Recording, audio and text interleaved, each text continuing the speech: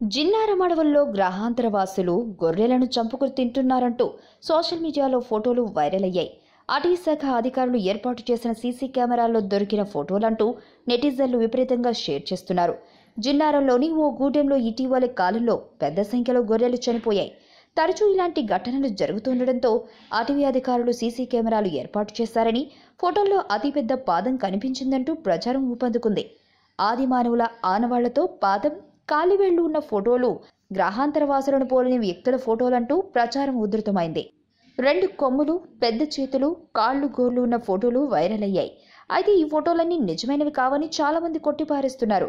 గ్రహాంతర వాసుల ఉనికికి సంబంధించి ప్రపంచంలో ఇంకా ఎక్కడా ఆధారాలు లభించలేదని శాస్త్రవేత్తలు చెబుతున్నారు. అయినప్పటికీ ఇలాంటి ఊహాగానాలు ఊపందుకుంటూనే ఉన్నాయి.